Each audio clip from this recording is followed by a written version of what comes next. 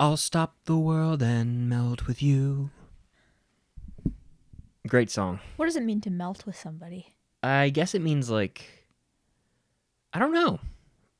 I'm not a big song lyric analyzer.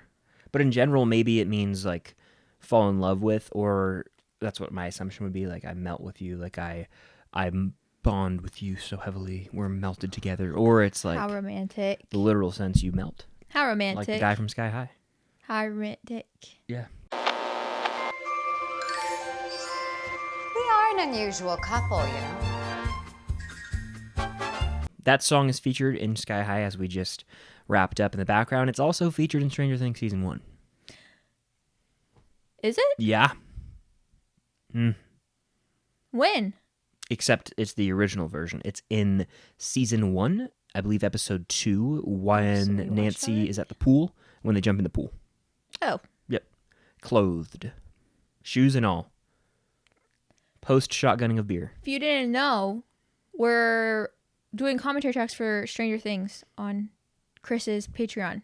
This is correct. So you should go and you should join subscribe to his Patreon. Yes. It's only $5 a month. $5 a month.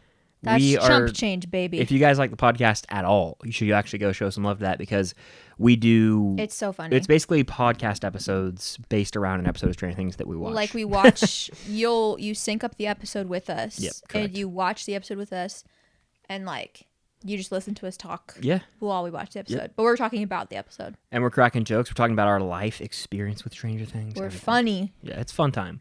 4 of those are out right now. If you go over to my Patreon, 4 tracks. So check it out. Support means a lot over there. Yeah. But speaking of Stranger Things, it's fun to rewatch it, isn't it? Yeah. I rewatch it often. Yeah. I don't know if I'm crazy, but every time I rewatch Stranger Things or any media that I really love, and I've seen multiple times, I'll sometimes forget like simple details, but I'll remember the most obscure things. Like, for example, we were rewatching Stranger Things Season 1, and the gate, we started questioning, like, how did this gate arise? The mother gate, the one that's in Hawkins' lab, like, underneath. And I started, like, overcomplicating it. I was like, oh, wait, is that where 11 was with Vecna in Season 4? Obviously not. But then we were like, oh, yeah, 11 opens the gate on November 6, 1983, and we get a flashback later on that answers it. And it's just like, I think when it comes to franchises, once you have a certain number of entries and they retcon certain information, it overcomplicates things as a viewer. It makes you, especially when you can't see the big picture. Like, we don't know where Season 5's headed. Yeah. But once we see the whole thing, we'll be able to rewatch Stranger Things and be like, oh, that makes sense. I get why they have this here. And sometimes it's just hard to rewire your brain to think about an episode or a movie through one lens. A prime example is the Saw franchise. Like, you watch Saw 1 as its own thing. By the time you've seen all the Saw movies, it's like, wait. When you watch Saw 2, Jigsaw was like, doing this because of this character. And yeah, who was involved in this behind the scenes? It gets a little confusing. I'm not saying Stranger Things is that, but Saw is the only franchise like that can do that. Yeah. Because Saw's just kooky and crazy. Saw is crazy. We're getting the 11th film this year. Good. I'm down. I'm excited. Good. Yeah. By the way, last time we filmed, was my mic fine if I was like far from it? Yeah. Okay. Because I feel like I have to lean up like this. I know you feel like you do. You don't have to. So I can talk right now like this. Yep. It'll be fine? Yep. If it's too quiet, who's it on? It's on you. Me. Cool. I got a new MacBook. Oh my God, yeah. Do you want to tell them why you had to get a new MacBook? I got a new MacBook because my other one, I literally ran it to the ground, as my buddy Trevor said. Like, I ran it to the ground. I had this thing since July of 2018, prior to ever going to college, prior to ever having any version of my YouTube channel. That's crazy. It's been through my life for the past 6 years. And I've edited over 1,000 YouTube videos. I've done hundreds of live streams. He's taken not being coursework. Dramatic when he says that number, by the way. Thousands of videos. You can go look. I've done coursework. I've edited podcasts. It's been across the country. Been down to Florida. It's been all over the place. And so last year, the battery pretty much died on me. Meaning it could only work if, like, the computer could only work if it was plugged into a charger. If you unplug it, it has 10 minutes tops before it pops out. Yeah. And this year, recently as last week, actually, I screwed up the screen bad. We were doing commentary tracks or trying to set up the headphones for, like, the Bluetooth portion. Shout out Cam for being the tech whiz. We can watch the episodes on her PC with Bluetooth headphones. But I had been testing something where I was plugging in my headphones. And so you guys know the little end of a headphone jack. It's that metal, sharp, jagged piece. and I unplugged my headphone, and I guess it didn't fully unplug as much as I thought, like away from the computer. And so when it unplugged, it was still laying inside the computer, like on top of the keyboard essentially. And so I went to close the top of my laptop, and the screen and the keyboard met, and this headphone piece of metal was right there and smashed into the corner of my screen. Now, I didn't realize this until about an hour later when I opened up my computer. I was like, what's going on? The far right had like some colorful lines, like a screen when you punch it, and the bottom had one running across, and I was like, oh, it's my computer's still functioning, the internet works, I can still edit. Little did I know how quickly that would deteriorate, because a few days later... Didn't you also, like, the same day try and, like, look to see, like, where the crack was, and you ended up pushing on it and making it worse? No, I don't think so. Like, you made it, like, a little bit worse. Maybe, like a slight bit worse, and then I handed off. He handed it off to me because we were trying to get it into another room before it died. Yeah. And it wasn't on a charger. And I took it in my hands and it got a little bit worse from me touching it. Yeah. And then yesterday you hit the pause button, or the space bar. Yeah, I was editing, and I think it was a key, probably the space bar. And I looked over, and like the whole screen then had vertical lines running on it, kind of like, I'm trying to think of a comparison. Like an old TV? Yeah. If you like film a old TV on a camera, you can see like the lines through the TV. That's what it looked like. And that was the issue. And so I was like, okay, this is deteriorating rapidly. We went to the Apple store today. It was the quickest in and out of my life. Chris was so concerned. He thought that we were going to be waiting in line at the Apple store for an hour. The way Chris envisioned the Apple store, like, going to the as doctor. In like people just are waiting outside 24/7, which is just not. Also, I didn't want to do it. Like, no one wants to go spend the money to get a new computer, but it's a necessary investment. And I realize that now that I have it, and it's running about 1 million times faster and smoother than my old computer, and it's just enhancing everything for me work-wise. It just sucks having to go do it. I like it more than your old one. I'm looking at it now. It's a much better computer. I like that the bottom's thicker. Yeah, it's got 1 terabyte of like storage on there. This one has you can like plug a memory card into the computer without using an adapter, HDMI port. He got the MacBook M3, which is like I think the newest model. So it's really nice. It was much needed, and it's a very smart investment that I'm the kind of person who's hesitant prior to a purchase, but once it's done and like I have it, I'm like, okay, I feel a little better about it. But never be me. Leading up to, I hate having to sort of I'm the opposite. crunch the numbers and all that. So could never be me. I love buying things. But yeah, now that I have the new Mac, we tested it out, right? Yeah. I edited a 55-minute commentary track, posted it on Patreon. It saved as a file like that. It went on Patreon quickly. It's going to be I think your life is going to be so much easier. Very easy moving forward, I think. So looking forward to that. So 3 cheers for Chris. Yay. I made a big boy purchase. So go subscribe to his Patreon. Please do. So he can pay off the MacBook. It would mean a lot. But no, yeah, it was nice to get that done and taken care of. What else has been going on lately? I'm so damn proud of you. Oh, I know what I want to talk about. I want to talk about shows being redone or franchises being redone. Okay. And we're talking about this because of the recent release of the Avatar: The Last Airbender live action. Something I have not seen and probably won't. Neither of us have seen it. I haven't seen the cartoon. Would you call it a cartoon? Yeah. The animated. I just say the animated series. Because cartoon sounds insulting. Yeah, I haven't seen the cartoon sounds like what 60-year-olds just call that new cartoon Pixar movie came out. I haven't seen the animated version of Avatar: The Last Airbender. I've never seen a lick of Avatar anywhere. Not a lick of it. You've seen the animated version. Their hands are like ice cubes. Well, they do that sometimes. I've seen the animated version, but I need to put a big asterisk by that because I watched it as it came out. Well, so basically, I haven't seen it. It's been interesting watching people and their takes on the show. Obviously, we can't give any because we haven't seen it. But I wanted to talk about just franchises and them remaking new adaptions. Because also recently, like last 2 weeks ago, a trailer for the new Spiderwick Chronicles show dropped. And I posted my reaction on TikTok and it blew up. I think most people found out about that show from my TikTok. And a lot of the comments are people being really irritated and being like, oh, boo, why are they making a new Spiderwick? The movie was perfect. We don't need a new Spiderwick. You're going to ruin Spiderwick. Which is like, first of all, no one's that big of a Spiderwick fan. Coming from me, No. who loves the movie, and the books were my favorite books when I was like in elementary school. Would you say like your actual outright favorite or some of your favorites? Some of my favorites. Nobody's that big of a Spiderwick fan, so no one needs you guys. First of all, calm down. Second of all, when it comes to things getting readapted, there are some that I feel like are necessary. I feel like Percy Jackson was a necessary one because there were movies that were coming out for Percy Jackson way back when. Whether you liked them or not, the books were getting adapted. Then they stopped after the second movie. So it makes sense for the creator of that story to want to have a new adaptation to fully, hopefully, adapt all 5 of the books. And also make it accurate. That was a big issue as well. Yes. Same thing goes for Spiderwick. I really like the Spiderwick movie, actually. It's really good in my opinion. It does combine like all 5 of the books into one movie. It does it well. Like it flows well. Like you would, if you didn't know, you would never really be able to tell by watching the movie. It flows decently. But like, just because the movie was good, it's fine if the author of the book wants to readapt Spiderwick and dive deeper into their books that the movie didn't. Mm-hmm. That's totally fine. That's up to the author. Now, things like Avatar: The Last Airbender getting a live action adaptation, I don't think that's necessary. No, I think it's without a doubt one of the most beloved shows out there. A lot of people say it's the favorite show of all time.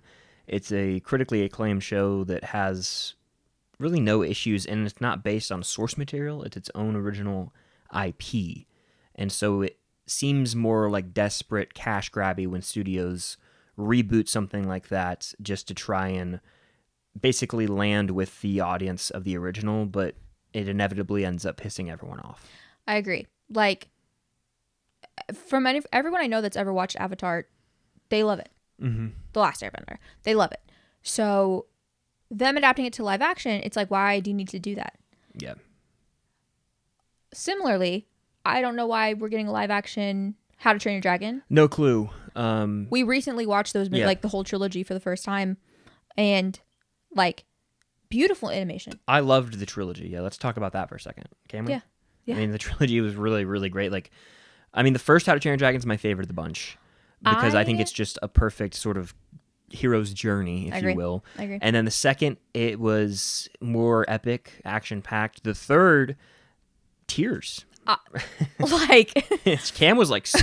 Cam acted like she just witnessed a loved one die in front of her eyes. You know that video of the she girl? She like screamed out. You know the video of the Yes. girl who was like sobbing because she hears Taylor Swift playing Exile outside of the stadium. It's like trending on Twitter. That was literally me watching. And I was kind of just like, what's going on? How to Train Your Dragon 3 when I realized that Hiccup was voicing over talking to his child and he was old now. Mm-hmm. And then seeing Toothless with his babies. Oh. Yeah. I can't even talk about it. Yeah, she like squelched. I'm gonna use that word. I went, ah! Yeah, I was like, damn. I didn't expect. I wasn't shaming you for crying because I was also emotional. I didn't expect it to but I make was me just cry like that. What? I didn't expect it. Yeah. So that happened. But the trilogy it's great. I wouldn't call it perfect, but it's great. Yeah. Truly enjoyed every single movie for different reasons. The first is my favorite. 3 is probably number 2, and then 2's in last, but I still really like 2. It gave us Kit Harington. Yes. Yeah. Yes. I don't want it, but He no. has such a distinct voice. Very distinct voice. So yeah, the trilogy is great, and to your point of them remaking it, it comes off as desperate cash grabby because How to Train Your Dragon was an original IP created by DreamWorks. It was a successful film trilogy. It has its built-in audience people love. The last one came out in 2019, believe it or not. Yeah, so it didn't come out that long ago. And all these people, and now they're doing a live-action remake. I think it comes out next year. It is a desperate attempt, in my opinion, to compete with Disney's live-action remakes, which is just not necessary. But secondly, the reason the film is doomed, in my opinion, is because we've seen this happen with the live-action remake of The Lion King. None of the animals in that film were able to convey emotions. Animation is just a medium of art where you can do so much with facial expressions and make something out of nothing. You can't even really do justice to some of the set pieces in How to Train Your Dragon, the animated films, because they're so gorgeous and beautiful.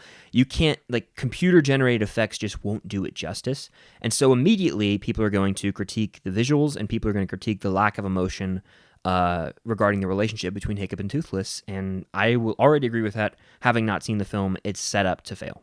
Yeah, I agree. Like, there's just certain things in it. I feel like anytime something is animated and then they try to make a live adaptation of it, It's failure most of the time. outside of princess movies, because I think, Disney princess movies are pretty easy to remake in an adaptation because the princesses are real people.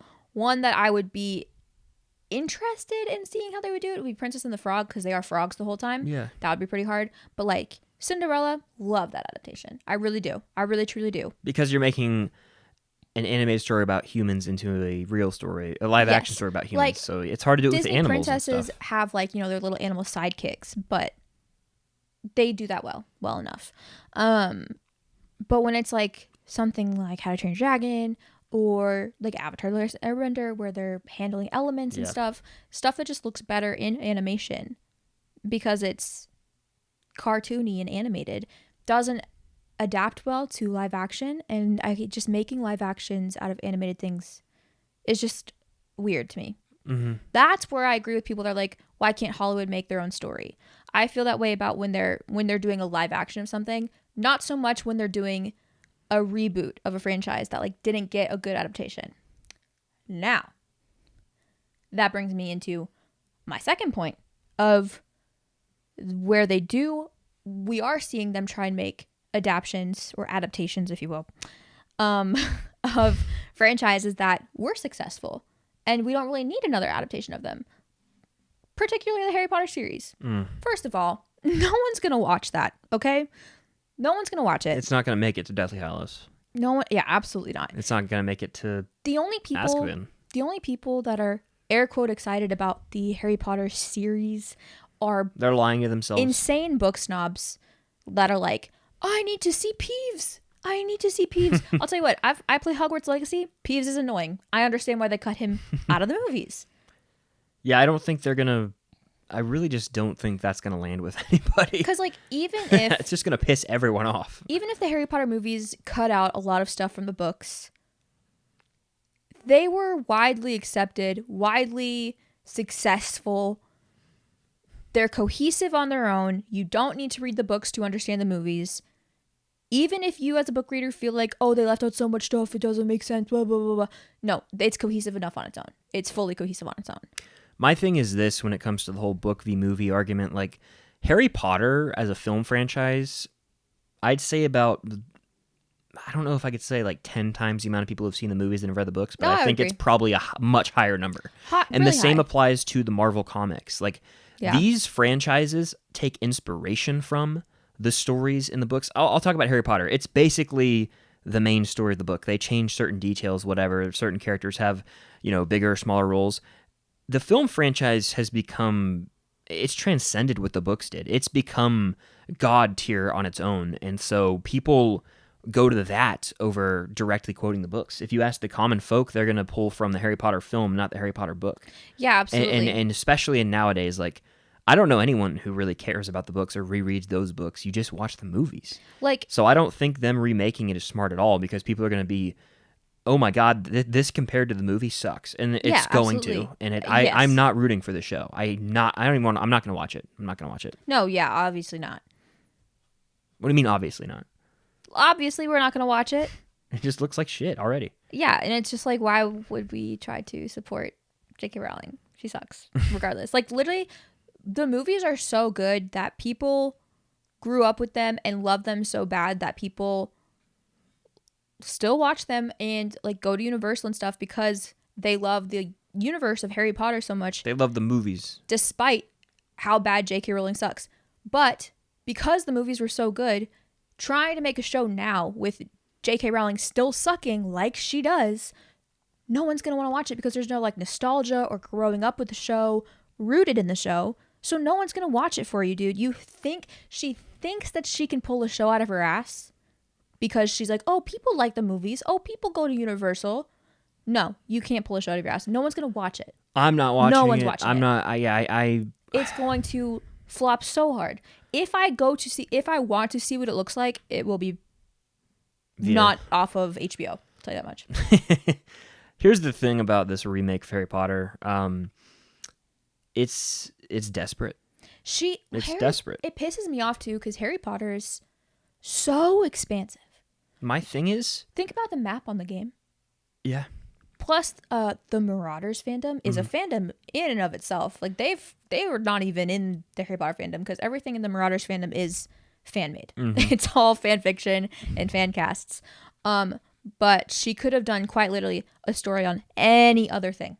I think it's foolish of her to refuse to give up like the rights to it. Like because I know she's making money or whatever, but if she gave it up, I would almost guarantee we get a new series with Harry, with Daniel Radcliffe returning, with everyone returning. Like I'm pretty sure they would come back for like a sequel. If she was series. fully unattached from everything and she didn't make any money off That's of it. the next logical move. If you're Warner Bros., I'm sorry if I know people hate sequels and stuff. Like I get it, but well, no, I think the next logical move is to do something with them involved, and then it's about their kids, and it's not based on a book. It doesn't need to be based on a book. Harry Potter has transcended just being a book series. It is known as a movie series now.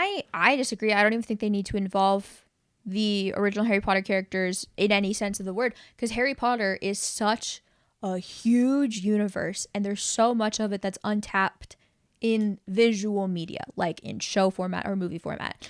You could do a show or a movie based off the storyline of the video game. 1,000,000 trillion %. You could. And it would be so fascinating. It would be, and I would want to see that. But I'm saying from a business standpoint, you can tell Warner Bros. Wanted to do something with Radcliffe and everyone returning because that's the next logical step. Because Fantastic Beasts, unfortunately, did flop. I don't want to talk about it. I'm sorry. I liked the third one. I know. You're in the minority. I know. I just like magical But regardless, beasts. The Harry Potter franchise is doomed to fail and never move forwards with their success until J.K. Rowling either gives up the rights or dies. Yeah, sure.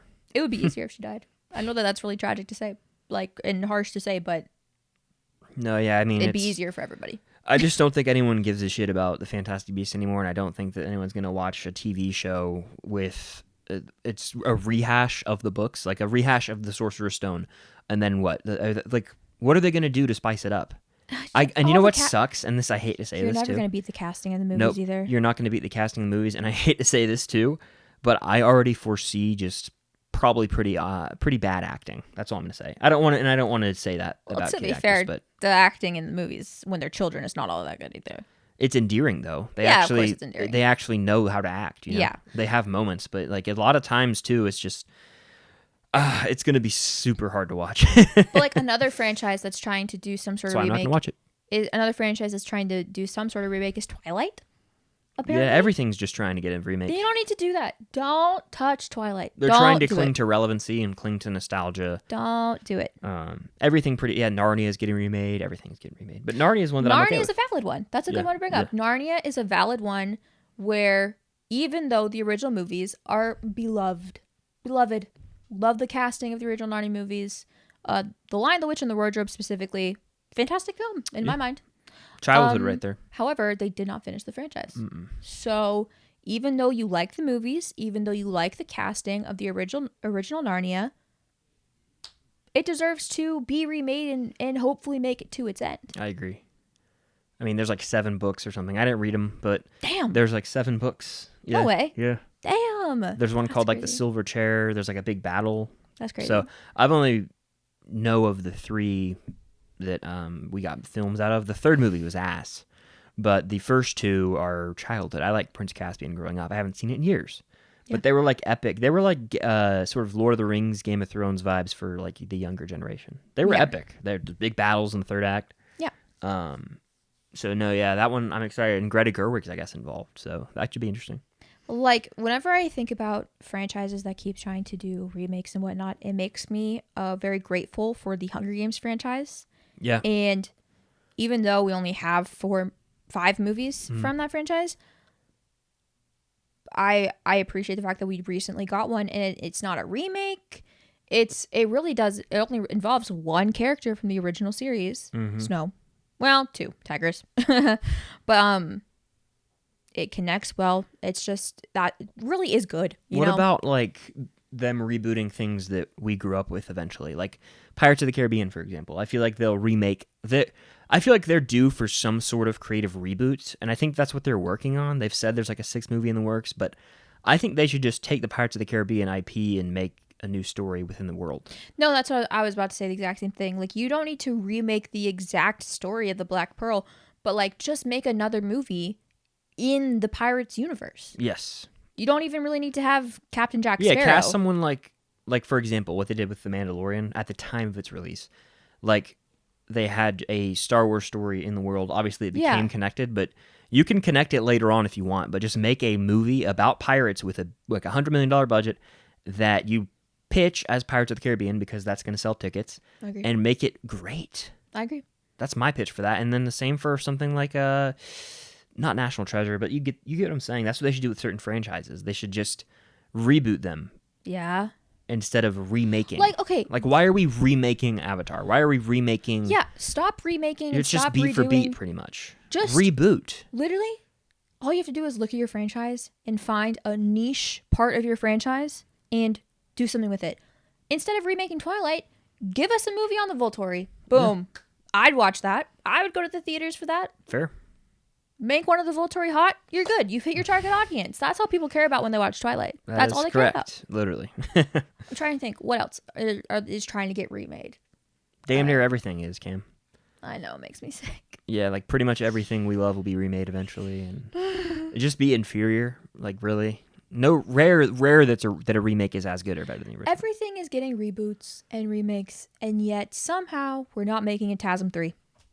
You want that from Sony? They're pumping out shit right now. But if it had Andrew in it. Yeah, and it would suck. I'm sorry. I've come to that realization. After Madam Web and their direction with Venom, I would only do it and Andrew Garfield himself said this, I would only watch that movie if Feige had full creative control. Okay, that's fair. If it was from Sony, the bums making movies like Madam Web and Morbius, it would stink. That's fair. Fireable how fucking awful they've been with that franchise. Speaking of book adaptations, did you know that there's 79 days until Bridgerton season 3? No. 79 days until I get to see Benedict Bridgerton again? This is true.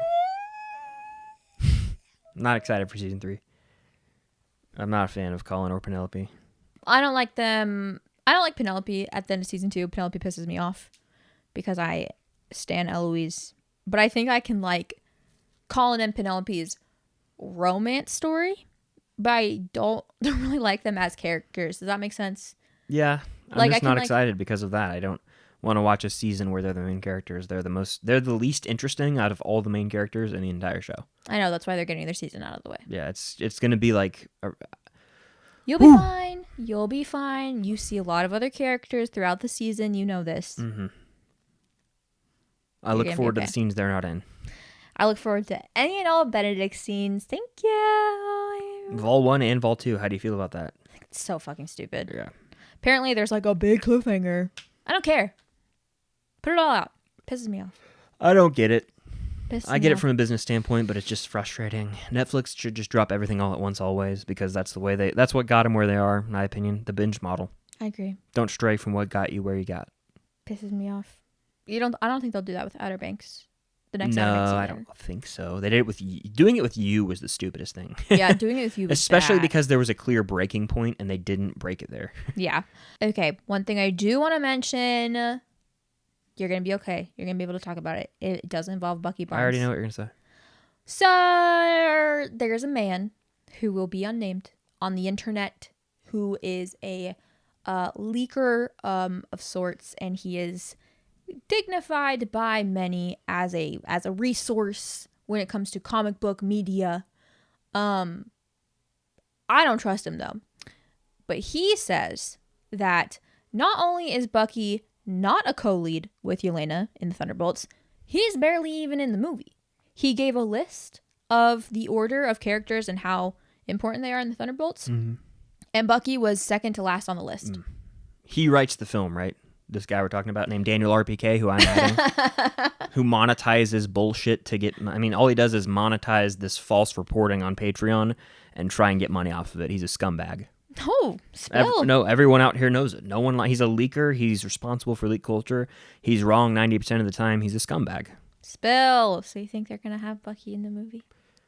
I don't know why they would put out a promotional image with Red Guardian, Yelena, and Bucky in the front of the group and not have them be in it. If after... What does he know? I don't... That's exactly what You know I how said. many rewrites this film has gone through? Our Marvel film lately has gone through? So many. Why would he just not be in the movie? Bucky Barnes, he's like I don't know. That just frustrates me how people are so steadfast. They're like, yeah, they say it like a statement. Bucky's barely in the movie. Like he's fucking seen it. Yeah. That's what annoys me about people on Twitter. I agree. What bothers me, though, is on the off chance that he is correct, on the off chance that he's right. So let's say Bucky is barely in the movie. Mm-hmm. I will be really mad just because that's 14 years of Sebastian Stan playing a character and getting paid dirt. Like, not caring about him, not utilizing him. They don't care about Bucky. They should, but they don't. And honestly, I hate to say this. I don't want to say this.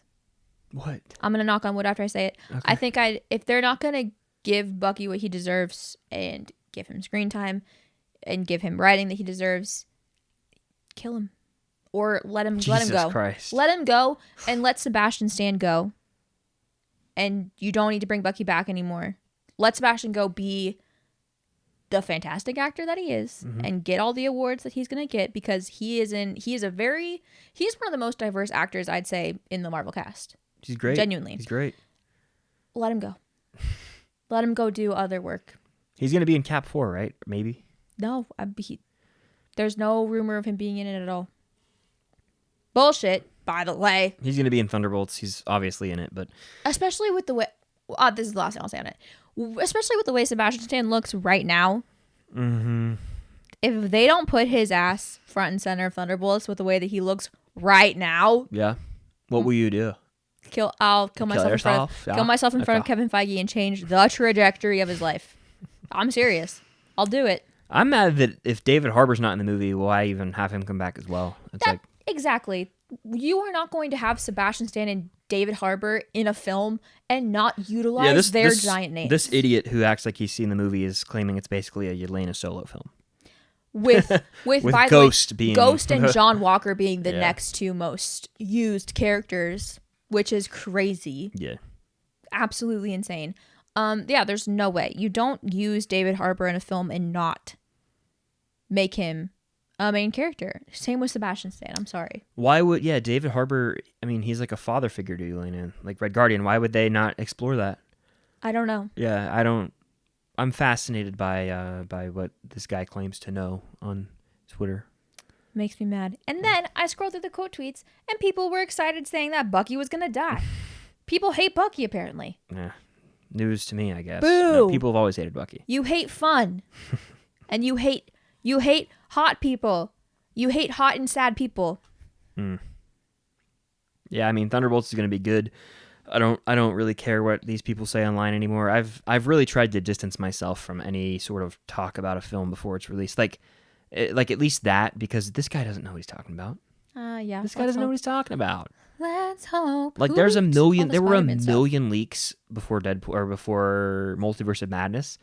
A million different people claimed this person's in the movie, this person's in the movie, this person's in the movie. They were all wrong. Right. I remember like Multiverse of Madness was where my breaking point for like believing these scoops. I remember people being like before Multiverse of Madness, here are the movies you need to watch, and it was like X-Men movies. Which was just a lie. Yeah, nothing went anywhere. So a lie. Man, I was really shocked when Krasinski showed up, but other than that, I was like pretty underwhelmed in retrospect. Yeah. Because they revealed Charles Xavier in the trailer, and then we got a variant of Captain Marvel and Peggy. The only thing that's come out of that movie is the Captain Marvel variant, because that was in the Marvels. Mm-hmm. So that's about it. Yeah. So I don't know. Thunderbolts, I think it's gonna be good. I've heard they've done extensive reshoots for Cap 4 lately, changing the whole third act.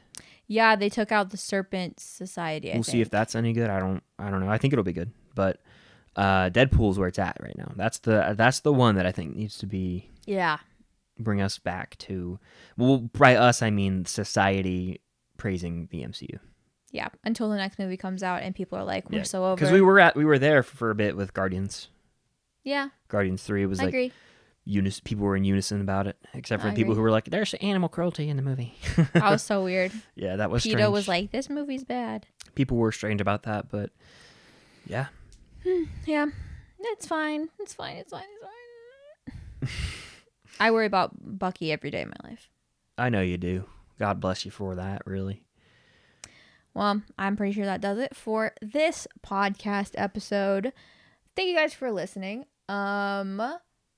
Make sure you like this video, subscribe, give us 5 stars on Spotify. Please do. All of those things. Please do. Kind of a dry season of life in terms of movies and TV shows. So. Yeah, there's not much to talk about. We'll be able to talk about Dune 2 when I inevitably see it, or maybe not because Chris doesn't want to talk about Dune 2 anymore, which is fine. I don't blame him.